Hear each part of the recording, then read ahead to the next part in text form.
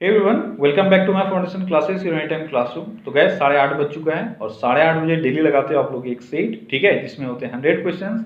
तो आज हम लोग एक और सेट इसमें करने जा रहे हैं, तो जल्दी से आप सभी आ जाओ क्योंकि ये सेट आपके बिहार ईएसआई एग्जाम जो होने वाला है और बिहार एसआई उन सभी के लिए बेहद इंपॉर्टेंट है। और कोई भी एग्जाम जहाँ पे भी जीके पूछा जाएगा उन सभी एग्जाम के लिए ये बेहद इंपॉर्टेंट है, ठीक है।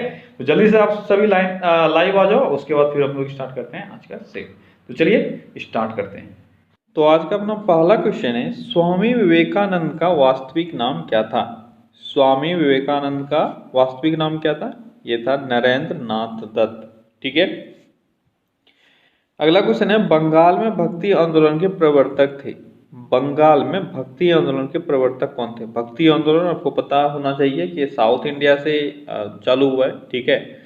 और भक्ति आंदोलन के जो प्रमुख नेता वगैरह हुए, उपासक हुए नैनार और अलवर, ठीक है, इन लोगों ने चालू किया। लेकिन यहाँ पे आपसे वो नहीं पूछा जा रहा है, इसमें रामानुज आपके बहुत प्रसिद्ध थे, ठीक है। लेकिन आपसे पूछा जा रहा है बंगाल में भक्ति आंदोलन के प्रवर्तक कौन थे? तो ये थे चैतन्य महागुरु, ठीक है। इनका जन्म बंगाल के नदिया डिस्ट्रिक्ट में हुआ था। ये भी बहुत बार पूछा गया है कि चैतन्य जो महागुरु थे इनका जन्म कहाँ हुआ है, तो नदिया डिस्ट्रिक्ट में। ये भी आप याद रखना। अगला क्वेश्चन है, मयिलाट्टम नृत्य शैली का संबंध किस राज्य से है? मयिलाट्टम मयिलाट्टम नृत्य का संबंध किस राज्य से है? किस राज्य से है? यह हो जाएगा आपका तमिलनाडु, ठीक है। ये जो एक तरह का कला है यह तमिलनाडु और केरल में परफॉर्म किया जाता है, ठीक है। तो यहाँ आपका जो बेस्ट आंसर है वो होगा तमिलनाडु। केरल अगर ऑप्शन में रहता और दोनों रहता यानी ए और बी दोनों, तो वो आंसर होता, नहीं तो आप हमेशा तमिलनाडु ही लोगे सही आंसर, ठीक है। अगला क्वेश्चन है, इंद्राणी रहमान का संबंध किस शास्त्रीय नृत्य कला शैली से है? इंद्राणी रहमान का संबंध है ओडिसी से, ठीक है। अगला क्वेश्चन है, अल्पना भारत के किस क्षेत्र की प्रमुख लोक कला शैली है? अल्पना आपने वर्ड सुना होगा, ठीक है। महिलाएं बनाती है अक्सर अल्पना, तो किस चीज से संबंधित है अल्पना? किस जगह से? यह पश्चिम बंगाल से संबंधित है। अगला क्वेश्चन है, भारत के किस भाग में बम्बू नृत्य प्रसिद्ध है? बम्बू नृत्य मेघालय में प्रसिद्ध है। अगला क्वेश्चन है, नृत्य नाटक सूरदास एवं शंकरिया किस पेशेवर जाति से संबंध रखते हैं? सूरदास और शंकरिया किस पेशेवर जाति से संबंध रखते हैं? किस जाति से संबंध रखते हैं? यह भवई जाति, ठीक है। तो आपका जो एक नाटक नृत्य है सूरदास और शंकरिया, यह भवई जाति से संबंधित है। अगला क्वेश्चन है, वर्तमान समय में हिंदुस्तानी संगीत की सर्वाधिक लोकप्रिय गायन शैली है कौन सी? हिंदुस्तानी संगीत की सर्वाधिक लोकप्रिय गायन शैली अभी के टाइम में है ख्याल। क्या है? ख्याल। तो आपसे बहुत बार पूछा गया है ख्याल क्या चीज है, ठीक है। तो ख्याल एक हिंदुस्तानी संगीत का एक शैली है, गायन शैली। अगला क्वेश्चन है, राग भैरवी कब गाया जाता है? राग भैरवी कब गाया जाता है? कब गाया जाता है? प्रातः काल में इस राग को गाया जाता है। अगला क्वेश्चन है, केंद्र सरकार ने हाल ही में किसे नया वित्त सचिव नियुक्त किया है? वित्त सचिव अभी किसको नियुक्त किया गया है? किसको किया गया है? ये किया गया है अजय भूषण पांडे को। अगला क्वेश्चन है, अल्बर्ट आइंस्टीन कौन सा वाद्य यंत्र बजाने में निपुण थे? अल्बर्ट आइंस्टीन कौन सा वाद्य यंत्र बजाने में निपुण थे? कौन सा वाद्य यंत्र है? वह है वायलिन, ठीक है। अल्बर्ट आइंस्टीन वायलिन बजाते थे। अगला क्वेश्चन है, किस मुगल शासक को चित्रकला का महान पारखी कहा जाता है? आसान सा क्वेश्चन है, बहुत बार आपने पढ़ा है कि जहांगीर को चित्रकला का महान पारखी कहा जाता है। अगला क्वेश्चन है, गुजराती चित्रकला शैली में किस प्रकार के चित्र की प्रधानता रहती है? गुजराती चित्रकला शैली में किस तरह के चित्रों की प्रधानता रहती है? किस तरह के चित्रों की प्रधानता रहती है? तो प्राकृतिक रचनाओं का जो एक टाइप है उस पर उनका चित्र बेस्ड होता है, ठीक है। अगला क्वेश्चन है, जैन धर्म के दूसरा तीर्थंकर कौन थे? यानी दूसरे तीर्थंकर कौन थे जैन धर्म के? देखो जैन धर्म से आपसे तीन ही चार क्वेश्चन हमेशा पूछा गया है अगर तीर्थंकर से रिलेटेड पूछा जाता है तो, ठीक है। पहला, दूसरा, 23वां और 24वां, ठीक है। टोटल 24 तीर्थंकर हुए। कई बार तो यही पूछा गया कितने तीर्थंकर हुए, तो 24 तीर्थंकर हुए। इसमें से पहले थे ऋषभदेव, दूसरे थे अजितनाथ, ठीक है, 23वें थे पार्श्वनाथ और 24वें कौन थे, महावीर, जो बहुत ही फेमस है, ठीक है। ये तीन चार क्वेश्चन पूछे जाते हैं यहाँ से, तो आपका सही आंसर क्या हो जाएगा, अजितनाथ। अगला क्वेश्चन है, बौद्ध, जैन एवं ब्राह्मण धर्मों में कौन सी धारणा एक जैसी है। बौद्ध, जैन और ब्राह्मण, इन सभी धर्मों में एक ऐसी धारणा है जो सब में एक जैसी है, वह कौन सी है, वह है कर्मवाद का सिद्धांत, ठीक है। अगला क्वेश्चन है, अद्वैतवाद सिद्धांत के प्रतिपादक कौन है। अद्वैतवाद सिद्धांत के प्रतिपादक कौन है, यह है शंकराचार्य, ठीक है। अगला क्वेश्चन है, लठमार होली खेली जाती है। लठमार होली कहाँ खेली जाती है, कहाँ खेली जाती है, ये खेली जाती है मथुरा में, ठीक है। जहाँ पे जो पुरुष हैं वह बैठे रहते हैं सर पे कुछ प्रोटेक्शन लेके, ठीक है, और फिर महिलाएं जो हैं वह लाठी से उनको मारती है। मजा आता होगा, है ना, महिलाओं को लाठी मारने में। एक साल में एक मौका मिलता है, धो डालो सालों को। चलिए बढ़ते हैं आगे। अगला क्वेश्चन है, इनमें से कौन सा शहर हाल ही में उत्तराखंड की ग्रीष्मकालीन राजधानी बनी है।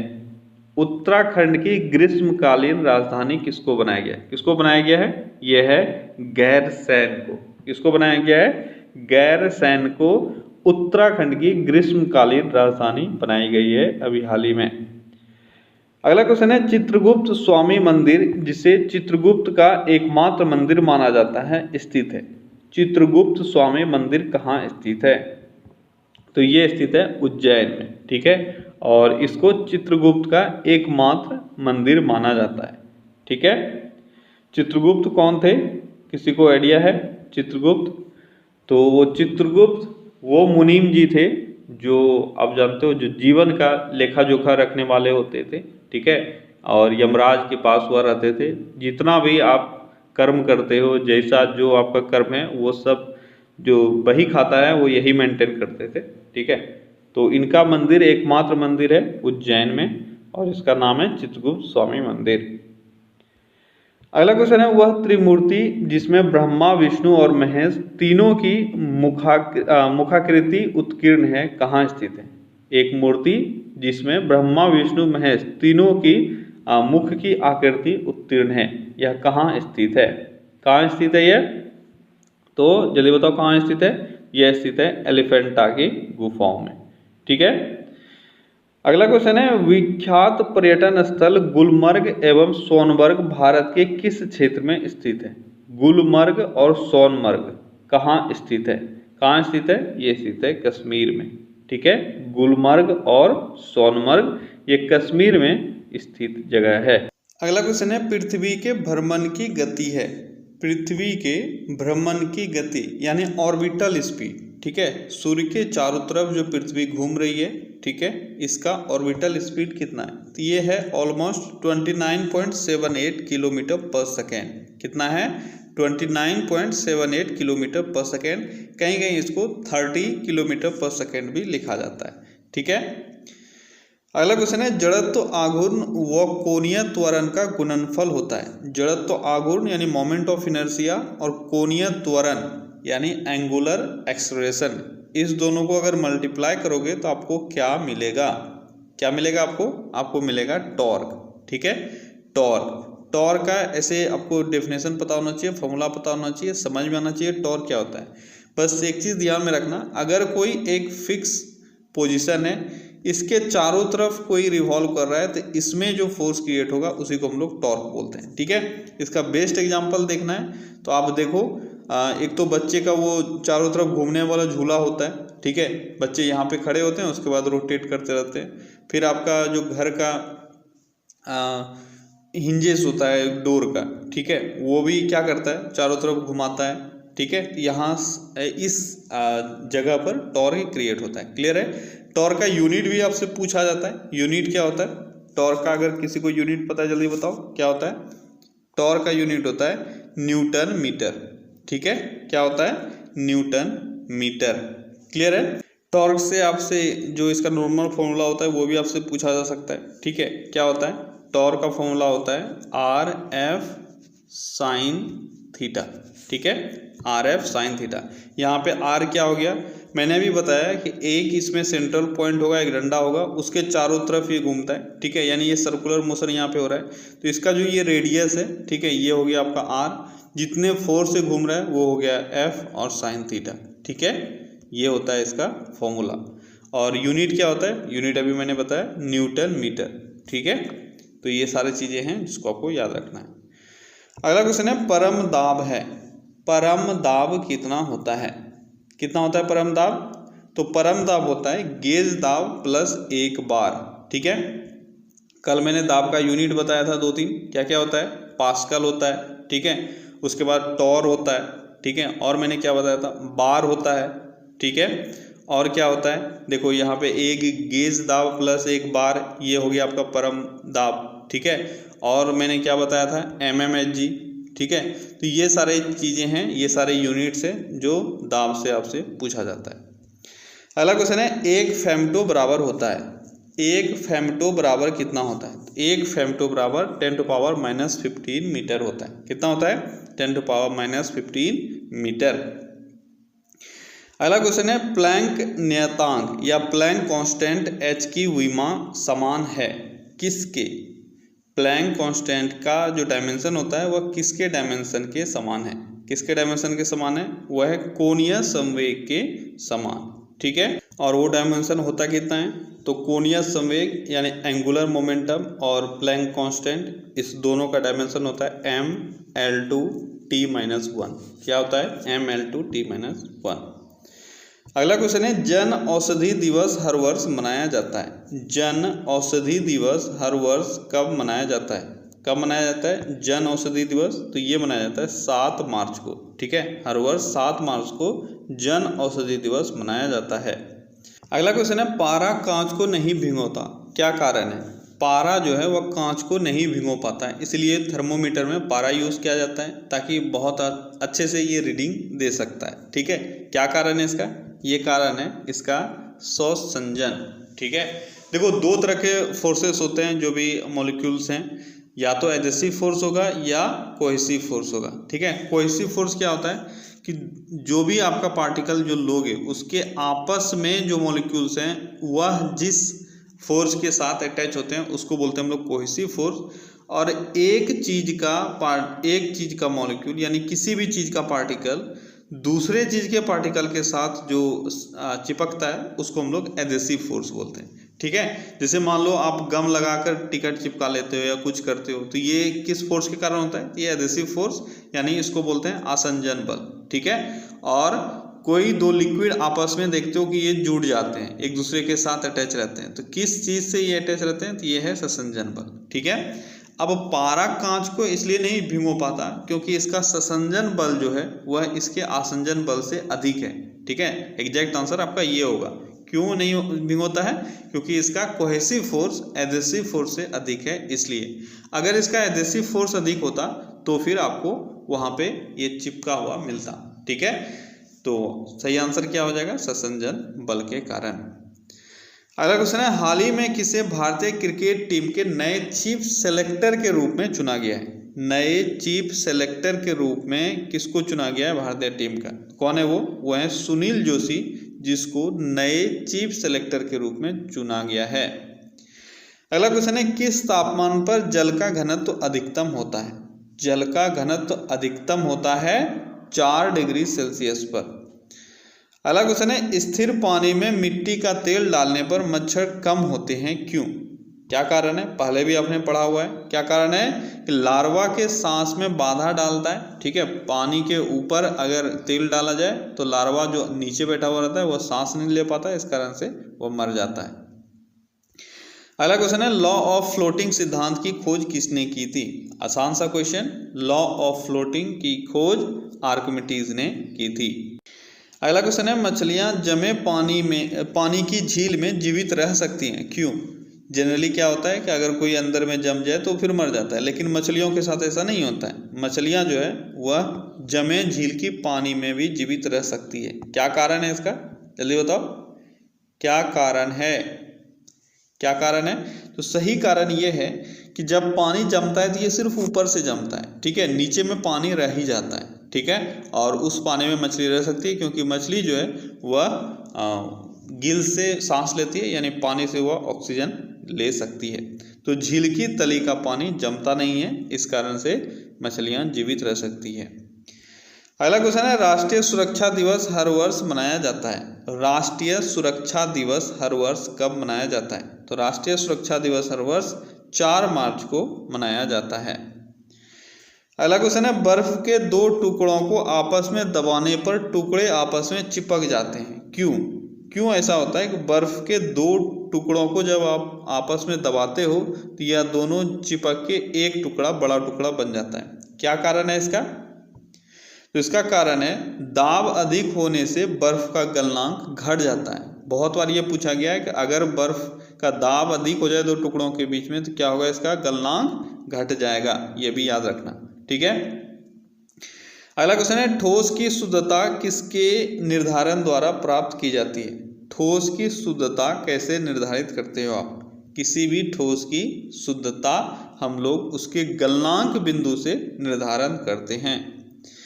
अगला क्वेश्चन है, हाल ही में कौन 500 T20 मैच खेलने वाले दुनिया के पहले क्रिकेटर बन गए हैं? 500 T20 मैच खेलने वाले दुनिया के पहले क्रिकेटर कौन बने हैं? ये बने किरोन पोलार्ड, ठीक है, ये वेस्ट इंडीज के प्लेयर हैं किरोन पोलार्ड, और यह 500 T20 मैच खेलने वाले पहले क्रिकेटर बन गए हैं दुनिया के। अगला क्वेश्चन है, थर्मस फ्लास्क में रखा गर्म द्रव्य किस प्रक्रिया से सुरक्षित रहने के कारण गर्म बना रहता है? थर्मस फ्लास्क में आप रखते ही हो इसी कारण से ताकि वो गर्म बना रहे, तो किस प्रक्रिया से वो सुरक्षित रहता है? तो यह चालन, संवहन, विकिरण या उपरोक्त तीनों। तो बहुतों ने तो तुक्का भी लगा दिया, उपरोक्त तीनों बिल्कुल सही है आपका आंसर, ठीक है। देखो हीट लॉस कैसे होता है, कोई भी चीज अगर रखा हुआ है इससे हीट लॉस किन किन तरीका से हो सकता है? या तो चालन से, मान लो मैं एक कप का बात करता हूँ, ठीक है, ये कप ऑफ टी आपने रखा हुआ है, ठीक है, अब ये टेबल पे जैसे आपने रखा तो कांटेक्ट में ये आया, ठीक है, मेटेलिक मान लो कप है तब तो और आसानी से होगा, इसलिए जनरली जो कप हम लोग बनाते हैं वो चीनी मिट्टी वाला रहता है, ठीक है, ताकि हीट लॉस कम हो। लेकिन अगर मेटेलिक है और टेबल भी मेटेलिक है तो कंडक्शन के द्वारा हीट लॉस होगा, ठीक है। संवहन और विकिरण, संवहन क्या होता है? संवहन है कि बिना आपस के, जैसे मान लो यहाँ का जो एटमॉस्फेयर है, ठीक है, इससे वाष्प निकलता है, भाप निकलते रहता है, उसके कारण गर्मी लॉस होता है, ठीक है। और विकिरण क्या है कि बिना मीडियम को हीट किए इससे जो हीट लॉस होता है उसको हम लोग विकिरण बोलते हैं, ठीक है। तो इन तीनों तरीका से आपका जो चाय है वह ठंडा हो जाता है, लेकिन थर्मस फ्लास्क में इन सभी चीज़ों से प्रोटेक्शन मिल जाता है। अगला क्वेश्चन है, प्रेशर कुकर में भोजन जल्दी पकता है, क्यों? प्रेशर कुकर में भोजन जल्दी पकता है, क्या कारण है इसका? जल्दी बताओ क्या कारण है? इसका कारण है पानी का क्वथनांक बढ़ जाता है, ठीक है, पानी का जो बॉइलिंग पॉइंट है वो बढ़ जाता है, इस कारण से प्रेशर कुकर में खाना जल्दी पक जाता है। अगला क्वेश्चन है, भारतीय रिजर्व बैंक करेंसी नोट जारी करता है। भारतीय रिजर्व बैंक करेंसी नोट जारी करता है किस नियम के अनुसार? किस नियम के अनुसार? तो ये करता है नियत न्यूनतम आरक्षण प्रणाली के अंतर्गत, ठीक है। अगला क्वेश्चन है, भारत में फेरा का स्थान ले लिया है। फेरा का स्थान किसने ले लिया है? तो फेरा का स्थान फेमा ने ले लिया है, ठीक है। किस चीज से संबंधित है फेरा और फेमा? कोई मुझे इसका फुल फॉर्म कमेंट में जल्दी से बताओ। तो फेरा का फुल फॉर्म है फॉरेन एक्सचेंज रेगुलेशन एक्ट, ठीक है। क्या है इसका full form? Foreign exchange regulation act, clear है। और ये एक्ट 1973 में पारित हुआ था, और यहाँ से नाम से ही आपको क्लियर हो गया है ये फॉरेन एक्सचेंज जो सिक्योरिटीज वगैरह हैं उससे संबंधित है, ठीक है। और अभी ये बन गया है फेमा, ठीक है। तो कब ये फेमा बना? 1999 में, 1999 में फेरा को फेमा बना दिया गया, जिसका फुल फॉर्म है फॉरेन एक्सचेंज मैनेजमेंट एक्ट, ठीक है, बस आर की जगह एम आ गया। तो फेमा 1999, फेरा 1973। ये भी आपको याद रखना है। अगला क्वेश्चन है, किसी अर्थव्यवस्था में मुद्रा के मूल्य और कीमत स्तर बीच संबंध होता है। कैसा संबंध होता है? किसी भी अर्थव्यवस्था में मुद्रा के मूल्य में और कीमत स्तर में कैसा संबंध होता है? ये होता है प्रतिलोम यानी इनवर्स संबंध। ठीक है, अगर मुद्रा का मूल्य बढ़ेगा तो कीमत स्तर घटेगा, अगर मुद्रा की मूल्य कम हो जाएगी तो कीमत बढ़ेगा। ऑब्वियस है, मैंने पहले ही बताया हुआ था। अगर 10 रुपए का वैल्यू 10 रुपए है ओरिजिनल में, अगर इसका वैल्यू 10 रुपए का मतलब हमारे सेंस में ये ज़्यादा होना चाहिए, 10 रुपए बहुत वेटेज होना चाहिए। तो आप 10 रुपए में मान लो एक टॉफ़ी अगर खरीद रहे हो अभी, ठीक है, और कल के डेट में आप टॉफ़ी 10 रुपए छोड़ो 1 रुपए लो, कल के डेट में यानी आज से 5 साल 7 साल पहले हम लोग 1 रुपए में टॉफ़ी खरीद पाते थे। ठीक है, आज इस टॉफ़ी तो वही है, पर इस 1 रुपए के बदले यहाँ आपको आज 10 रुपए या 5 रुपए चुकाने पड़ रहे हैं। इसका मतलब क्या हुआ? पैसों का वैल्यू कम हो गया। ठीक है, तो जब पैसों का वैल्यू कम होगा तो चीज़ों का जो कीमत है वह बढ़ जाएगा, और पैसों का अगर वैल्यू ज़्यादा होता तो कीमत कम हो जाता। ठीक है, अगला क्वेश्चन है, मूल्यह्रास किसके बराबर होता है? मूल्यह्रास किसके बराबर होता है? किसके बराबर होता है? सकल राष्ट्रीय उत्पाद माइनस निवल राष्ट्रीय उत्पाद। ठीक है, सकल राष्ट्रीय उत्पाद में अगर निवल राष्ट्रीय उत्पाद घटा देते हो तो आपको मिलता है मूल्यह्रास।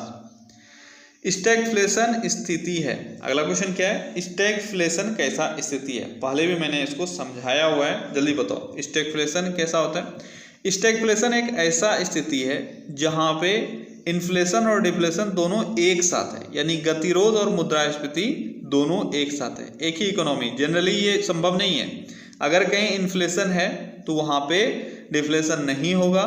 ठीक है, लेकिन स्टैगफ्लेशन एक ऐसा सिचुएशन है जहाँ पे एक ही इकोनॉमी में दोनों आपको देखने को मिलेगा।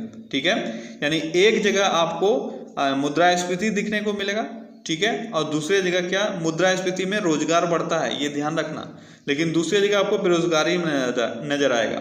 ठीक है, यानी इसी को गतिरोध कहते हैं। क्लियर है? अगला क्वेश्चन है, भारत में योजना आयोग का गठन किस वर्ष हुआ? भारत में योजना आयोग का गठन किस वर्ष हुआ था? किस वर्ष हुआ योजना आयोग का गठन? तो ये हुआ था 1950 में। अगला क्वेश्चन है, चीजों की मांग में कमी या पूर्ति में वृद्धि होने पर क्या होता है? चीजों की मांग में कमी या पूर्ति में वृद्धि, दोनों सिचुएशन आपको दिया हुआ है। अगर इस तरह की सिचुएशन आ जाए तो क्या होता है? क्या होता है? चीजों की कीमतें कम हो जाती है, या तो मांग में कमी आ जाए या पूर्ति ज्यादा हो जाए। 10 का डिमांड था 100 पहुंच गया, तो वहां पे क्या होगा? दाम कम हो जाएगा। क्लियर है? अगला क्वेश्चन है, भारत में कागजी नोट मुद्रा को जारी करने का पूर्ण अधिकार किसके पास है? कागजी नोट मुद्रा जारी करने का पूर्ण अधिकार आरबीआई के पास है भारत में। अगला क्वेश्चन है, ऑपरेशन फ्लड किस कार्य से संबंधित है? ऑपरेशन फ्लड दुग्ध उत्पादन से संबंधित है, इसमें बताने वाली कोई बात है नहीं। अगला क्वेश्चन है, पहले वित्त आयोग का गठन हुआ था। पहले वित्त आयोग का गठन कब हुआ? तो पहला वित्त आयोग का गठन किया गया था 1991 में, यानी 1951 में। अगला क्वेश्चन है, विश्व व्यापार संगठन की स्थापना हुई थी। विश्व व्यापार संगठन यानी WTO, वर्ल्ड ट्रेड ऑर्गेनाइजेशन, इसकी स्थापना कब हुई थी? इसकी स्थापना हुई थी 1995 में। इससे पहले ये हुआ करता था GATT, ठीक है, general agreement on trade and tariff. तो इसको चेंज करके क्या बना दिया गया था 1995 में? WTO। क्लियर है? अगला क्वेश्चन है, हाल ही में जारी रिपोर्ट के अनुसार दुनिया में सबसे ज्यादा बोली जाने वाली भाषाओं में हिंदी को कौन सा स्थान मिला है? दुनिया में सबसे अधिक बोली जाने वाली भाषाओं में हिंदी को कौन सा स्थान प्राप्त हुआ है? तो हिंदी को तीसरा स्थान प्राप्त हुआ है। ठीक है, सबसे अधिक बोली जाने वाली भाषाओं में हिंदी को कौन सा स्थान प्राप्त हुआ है? तीसरा। अगला क्वेश्चन है, हाल ही में कंप्यूटर में कट कॉपी पेस्ट फंक्शन लाने वाले वैज्ञानिक का निधन हुआ, जिनका नाम है कट कॉपी पेस्ट फंक्शन लाने वाले वैज्ञानिक का भी हाल ही में निधन हो गया है। उनका नाम क्या है? उनका नाम है लैरी टेल्स्टर। क्या नाम है उनका? लैरी टेल्स्टर। इनका भी हाल ही में निधन हो गया। याद रखना है आपको, cut copy paste function computer का इन्होंने इजाद किया था। अगला क्वेश्चन है, केंद्र सरकार ने हाल ही में किसे मुख्य सूचना आयुक्त यानी CIC नियुक्त किया है? मुख्य सूचना आयुक्त किसको नियुक्त किया है अभी हाल ही में? कौन नियुक्त किया गया है? यह है बिमल जुल्का, ठीक है, इनको मुख्य सूचना आयुक्त नियुक्त किया गया है। अगला क्वेश्चन है, निम्न में से अध्यक्षात्मक यानी राष्ट्रपति वाली सरकार किस प्रकार से बनती है?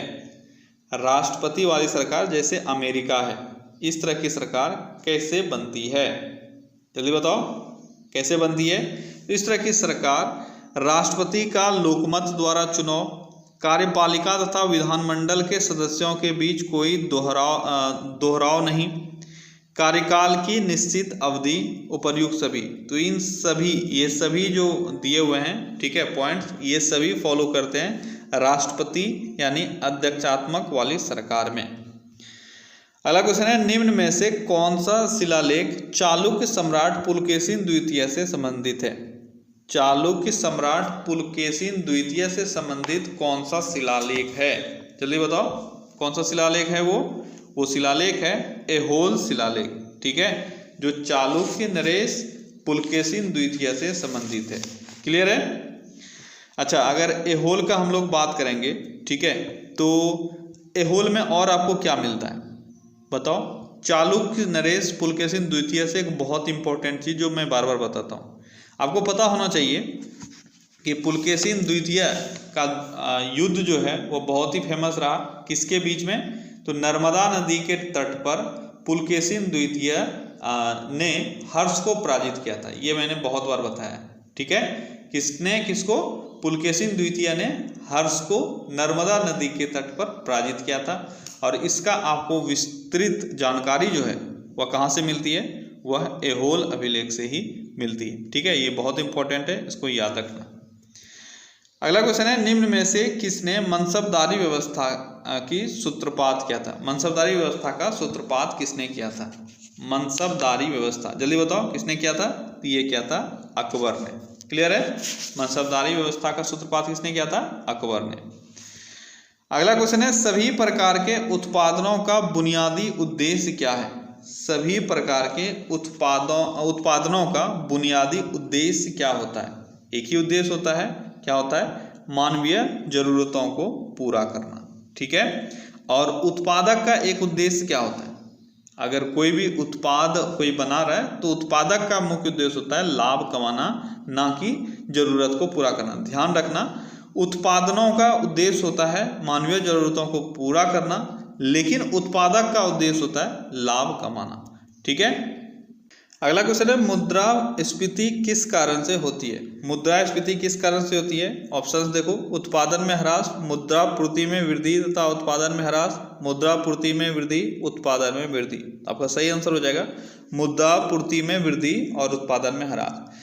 देखो, मुद्रास्फीति क्या होता है, मैंने पहले ही बताया हुआ है कि इसमें क्या होता है, पैसों का वैल्यू कम हो जाता है, ठीक है, और मार्केट में पैसे अधिक आ जाते हैं, ठीक है। अब अगर पैसे अधिक हैं और वैल्यू कम है, ऑब्वियस है चीज़ों का जो दाम है वह बढ़ जाएगा, ठीक है। इसी कारण से क्या होता है, प्रोडक्शन कॉस्ट भी बढ़ जाता है।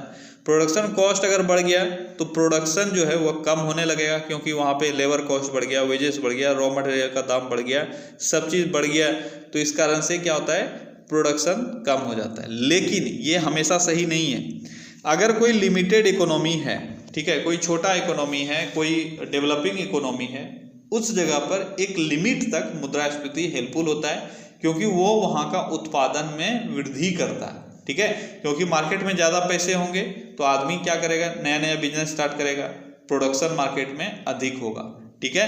लेकिन ये एक सीमा तक है, उस सीमा के बाद सब चीज़ बर्बाद होने लगता है। जो अभी चार्म जो दिख रहा है ये खराब होने लगता है। इसलिए मुद्रास्फीति लॉन्ग रन में बिल्कुल कहीं के लिए भी सुटेबल नहीं है, लेकिन शॉर्ट रन में कुछ कुछ अल्प विकसित अर्थव्यवस्था इसको बोलते हैं, ठीक है, उस अर्थव्यवस्था में कुछ हद तक ये ठीक होता है। अगला क्वेश्चन है, पाटना एक प्रकार का मूल विभेद किस स्तर पर? पाटना क्या होता है? पाटना होता है डंपिंग। अच्छा, डंपिंग होता क्या है, ये टर्म समझ लो, ठीक है। क्या होता है कि अगर कोई सामान है, ठीक है, वो मैं यहाँ के मार्केट में, इंडिया के मार्केट में 50 रुपये में बेच रहा हूँ, लेकिन किसी और देश में जाकर मैं 10 रुपये या 20 रुपये में बेच दे रहा हूँ, ठीक है। तो यहाँ पे मूल्य विभेद किस स्तर पर हो जाएगा? तो अंतर्राष्ट्रीय स्तर पर। बहुत सारे देशों ने जो डंपिंग को है उसको बहुत ही नेगेटिव चीज़ें मानी हुई है, ठीक है, और बहुत अधिक टैक्स वगैरह वो लोग लगाते हैं। बहुत सारे देशों ने डंपिंग को बैन भी कर रखा है, ठीक है। जनरली चाइना बहुत बार ऐसा करता है, वो जाके दूसरे देश में सस्ते में डंप कर देता है। इसका दो वजह है, वहाँ की अर्थव्यवस्था को हानि पहुँचाना, दूसरा है वहाँ के लोगों को उन चीज़ों का आदी बनाना, फिर बाद में वो लोग महंगे तौर पर उसको बेच सकें, ठीक है। अगला क्वेश्चन है, पूर्ण प्रतिस्पर्धा के अंतर्गत किसी फर्म का संतुलन कब निर्धारित होगा? पूर्ण प्रतिस्पर्धा के अंतर्गत किसी फर्म का संतुलन कब निर्धारित होगा? कब होगा, जल्दी बताओ। ये होगा सीमांत आय और सीमांत लागत जब बराबर हो जाए, संतुलन तभी बनेगा। अगला क्वेश्चन है, किसी उद्यमी द्वारा विज्ञापन तथा जनसंपर्क पर किया गया खर्च उसके किस प्रकार के व्यय का हिस्सा है? किस चीज पर खर्च किया है उसने? विज्ञापन पर और जनसंपर्क पर। अगर इस पर उसने खर्च किया है तो यह जो खर्च है यह मध्यवर्ती उपभोग के चीज में आएगा, ठीक है। अगला क्वेश्चन है, भारतीय संविधान की समवर्ती सूची की धारणा किस देश के संविधान से ली गई है? समवर्ती सूची की धारणा किस देश से ली गई है? कहाँ से ली गई है? ये ली गई है ऑस्ट्रेलिया से। कहाँ से? ऑस्ट्रेलिया से, ठीक है। अगला क्वेश्चन है, निम्न रेगिस्तानों के उनके स्थानों के साथ सही ढंग से जोड़ा बनाएं। तो आपको कुछ रेगिस्तान दिया हुआ है, आपको मैच करना है सही कौन सा मैच है। कालाहारी, अटकामा, थार और ग्रेट विक्टोरिया, कहाँ कहाँ है ये रेगिस्तान? जल्दी बताओ, मैच करो और बताओ क्या होगा सही आंसर। तो मैच कर लिया आप लोगों ने, क्या होगा सही आंसर? देखो चलो मैच करके देखते हैं। आपका है कालाहारी। कालाहारी मरुस्थल कहाँ है? यह है अफ्रीका में, ठीक है। अटकामा मरुस्थल कहाँ है? यह है दक्षिण अमेरिका में। थार यह है एशिया में, ठीक है, थार डेजर्ट भारत में ही है। और ग्रेट विक्टोरिया ये है ऑस्ट्रेलिया में, ठीक है। तो आपका जो सही ऑप्शन है वो हो जाएगा ए। क्लियर है? अगला क्वेश्चन क्या है? अगला क्वेश्चन है आपका, न्यूरॉन क्या होता है? न्यूरॉन क्या होता है? जल्दी बताओ, आसान सा क्वेश्चन है। तंत्रिका तंत्र की आधारभूत इकाई है न्यूरॉन, ठीक है। और नेफ्रॉन किडनी का होता है। ये दो टर्म है जो बच्चे कंफ्यूज हो जाते हैं। अगला क्वेश्चन है, सेलुलोसी भित्ति किसके सेलों में पाई जाती है? तो सेलुलोजी भित्ति जो है, सेल वॉल है, वह किसके सेलों में पाया जाता है? या प्लांट सेल में पाई जाती है। अगला क्वेश्चन है, गुर्दे की निस्संदन इकाई कौन सी होती है? गुर्दे की निस्संदन इकाई, अभी मैंने ऊपर बताया था आपको, इसका जो बेसिक यूनिट है वह है नेफ्रॉन। अगला क्वेश्चन है, उच्चतर पौधे के बीज के पोषक ऊतक को क्या कहते हैं? उच्चतर पौधों के बीजों के पोषक तत्व को क्या कहा जाता है? क्या कहा जाता है? ये कहा जाता है एंडोस्पर्म, ठीक है। अगला क्वेश्चन है, ईस्ट महत्वपूर्ण स्रोत है। ईस्ट महत्वपूर्ण स्रोत है किस चीज का? तो ईस्ट विटामिन बी का बहुत अच्छा स्रोत होता है। अगला क्वेश्चन है, निम्न में से कौन से शहरों तथा उनके साथ प्रतिष्ठानों से संबंधित व्यक्तियों के गलत जोड़े बनाए गए? अच्छा, शहर दिया हुआ है और आपको उससे संबंधित व्यक्ति का नाम दिया हुआ है, आपको बताना है कहाँ पे जोड़ा गलत किया हुआ है। पहला है Calcutta, Robert Clive. Pondicherry, Francis Martin. Ahmedabad, Ahmad Shah प्रथम। और मद्रास, फ्रांसिस डे। बताओ इसमें कौन सा गलत है? तो कौन सा इसमें होगा आपका सही आंसर? जो गलत तरीका से मैच किया हुआ है वो है आपका कलकत्ता, रॉबर्ट क्लाइव, ठीक है। सब आप देख रहे हो, सब ये जो तीनों है, पौंडीचेरी, फ्रांसिस मार्टिन, अहमदाबाद, अहमद शाह प्रथम, मद्रास, फ्रांसिस डे, इन सभी का कहीं ना कहीं इस शहर को बसाने में योगदान है, ठीक है। तो कलकत्ता को बसाने का जो योगदान है वह है चारनॉक का, ठीक है। चारनॉक ने कलकत्ता शहर बसाया, ठीक है। तो रॉबर्ट क्लाइव यहाँ पे गलत हो जाएगा। और मद्रास जो है या फ्रांसिस डे, और एक और आदमी था एंड्रयू कोगन। क्या नाम था? Andrew Kogan. ये दो नाम याद रखना, फ्रांसिस डे और एंड्रयू कोगन, ये दोनों ने मिलकर मद्रास शहर को बसाया था, ठीक है। अगला क्वेश्चन क्या है? निम्न में से किस युद्ध से भारत में फ्रांसीसियों के भाग्य का निर्णय हुआ था? फ्रांसीसियों के भाग्य का निर्णय किस युद्ध से हुआ था? किस युद्ध से हुआ था? ये हुआ था वांडीवॉस की लड़ाई, जो 1760 में हुई थी, ठीक है। कौन सी लड़ाई? वांडीवॉस की लड़ाई। अगला क्वेश्चन है, क्रीमियन युद्ध का समापन किस प्रकार हुआ? क्रीमियन युद्ध का समापन किस प्रकार से हुआ था? क्रिमियन युद्ध का समापन हुआ था पेरिस समझौता से। किस समझौते से? पेरिस समझौते से क्रिमियन युद्ध का जो समापन है वो हुआ था। क्रीमिया युद्ध किनके किनके बीच हुआ था, कोई बता सकते हो? देखो, काला सागर के आसपास ये युद्ध हुआ था, ठीक है। ये 1853 में चालू हुआ था और 55 तक ये चला था। 1853 इंपॉर्टेंट है, याद रखना, ठीक है। और इसमें फ्रांस, ब्रिटेन, सार्डिनिया, तुर्की एक तरफ थे और रूस दूसरी तरफ से लड़ रहा था, ठीक है। कौन कौन हुए एक तरफ? फ्रांस, ब्रिटेन, सार्डिनिया, तुर्की एक तरफ और दूसरी तरफ है रूस, ठीक है। और क्रीमिया की लड़ाई का जो हुआ था उसको इतिहास का सबसे मूर्खतापूर्ण युद्ध भी कहा गया है, ये भी याद रखना। अगर पूछा जाए कि पूरे वर्ल्ड के इतिहास का सबसे मूर्खतापूर्ण, सर्वाधिक मूर्खतापूर्ण युद्ध किसको कहा जाता है, तो यह है क्रीमिया का युद्ध, ठीक है। और इसको और निर्णायक युद्ध भी माना जाता है, ठीक है। ये सब चीजें हैं, याद रखना। और समाप्त किससे हुआ? पेरिस के समझौते से, ठीक है। लेडी विद द लैम्प इसी युद्ध से फेमस हुई है, फ्लोरेंस नाइटिंगेल, ठीक है। अगला क्वेश्चन है, भारतीय प्रायद्वीप की सबसे लंबी नदी है।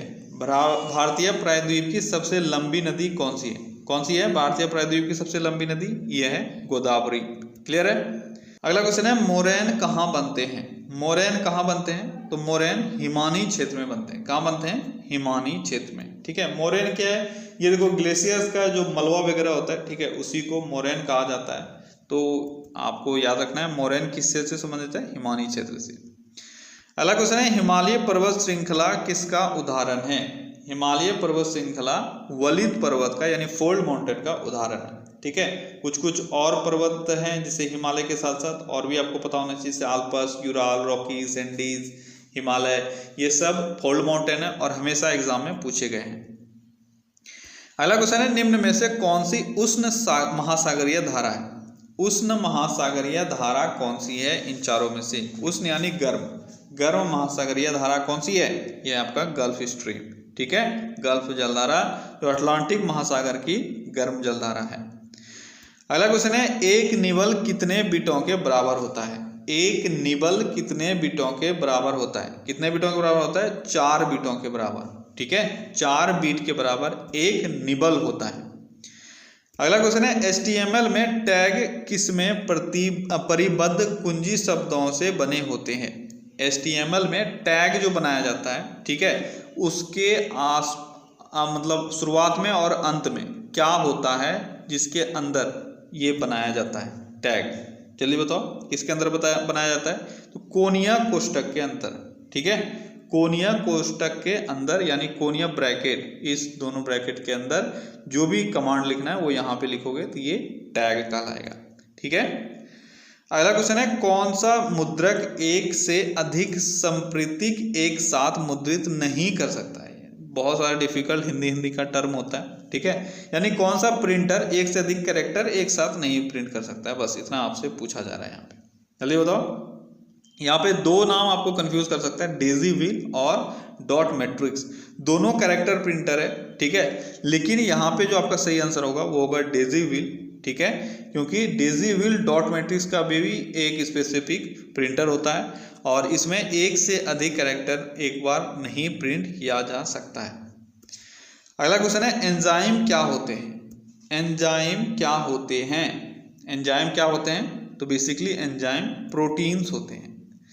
अगला क्वेश्चन है, क्या है, अयस्क को वायु की अनुपस्थिति में उसके गलन बिंदु से कम ताप पर गर्म करने को क्या कहते हैं? किसी भी अयस्क को अगर वायु की अनुपस्थिति में उसके गलन बिंदु से यानी मेल्टिंग पॉइंट से कम तापमान पर अगर गर्म किया जाए तो उसको क्या कहा जाता है? उसको कहा जाता है निस्तापन। क्या कहा जाता है? निस्तापन, ठीक है। इसको इंग्लिश में बोलते हैं कैल्सिनेशन। क्या बोलते हैं? कैल्सिनेशन, ठीक है। अगला क्वेश्चन है, अंतर्राष्ट्रीय मातृभाषा दिवस हर वर्ष मनाया जाता है। अंतर्राष्ट्रीय मातृभाषा दिवस हर वर्ष कब मनाया जाता है? जल्दी बताओ।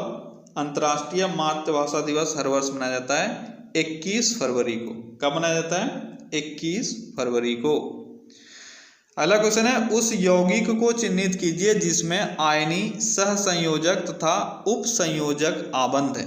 यानी बॉन्ड का यहाँ पे बात किया जा रहा है। आयोनिक बॉन्ड भी है, कोवेलेंट बॉन्ड भी है, ठीक है। कोवेलेंट में आपको 2 तरह का दिया हुआ है, ठीक है। तो आपको ये बताना है कि दोनों तरह का बॉन्ड इसमें हो, आयनिक बॉन्ड भी हो और कोवेलेंट बॉन्ड भी हो। इस चारों में से ऐसा कौन सा ऑप्शन आपको दिख रहा है, कौन सा ऑप्शन है सही आंसर आपका, जल्दी बताओ। आपका सही आंसर है NH4Cl, ठीक है। NH4Cl में आपको दोनों तरह का बॉन्ड देखने को मिलेगा।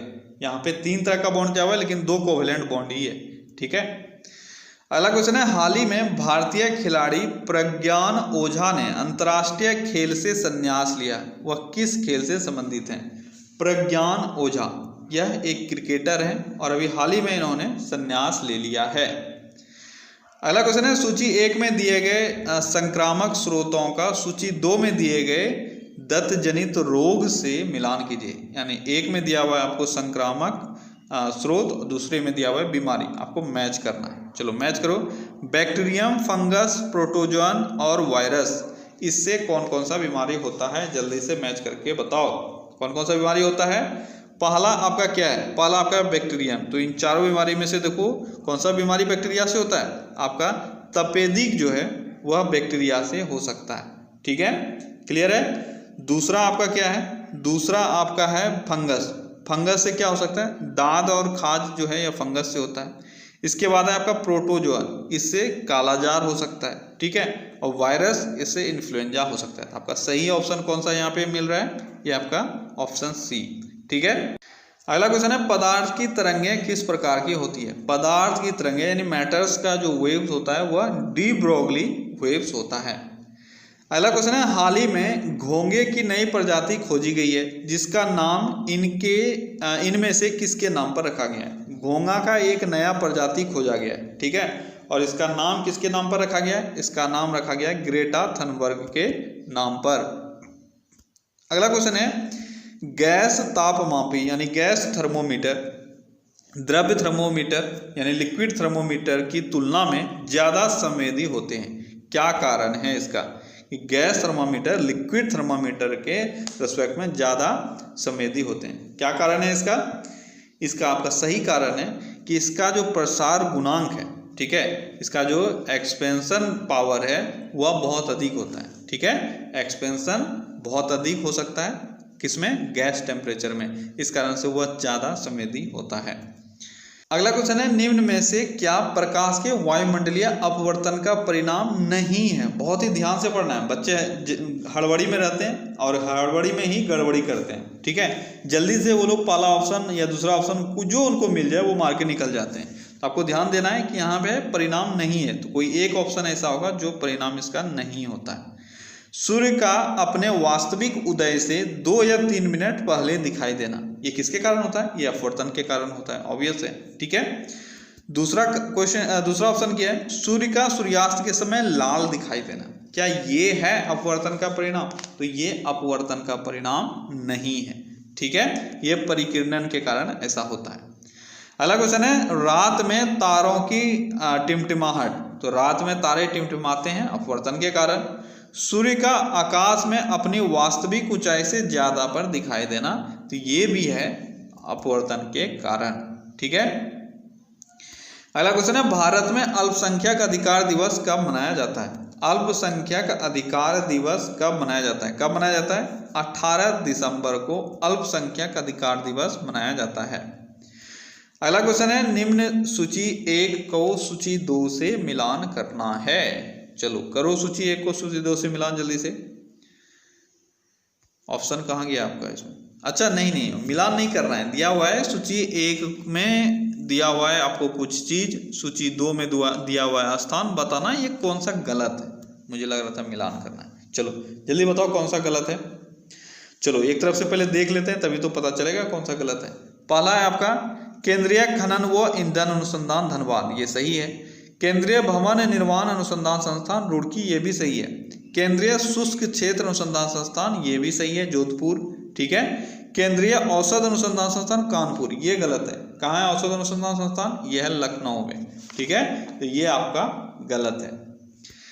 अगला क्वेश्चन क्या है, नीचे दी गई सूचियों के जोड़े बनाएं। अच्छा, यहाँ आपका है टेबल आपको दिया हुआ है, मैच करना है। चलो मैच करो। एक तरफ से लंदन, वेटिकन सिटी, मॉस्को और New York, Saint Peter's Square, Times Square, Trafalgar Square और रेड स्क्वायर। बहुत ही अच्छा क्वेश्चन, अलग अलग आपने ये पढ़ा हुआ है, यहाँ से एक याद रखना है, स्क्रीनशॉट लेके रख लेना, क्योंकि ये अलग अलग भी पूछा जाता है। आपसे पूछा जाता है रेड स्क्वायर कहाँ स्थित है।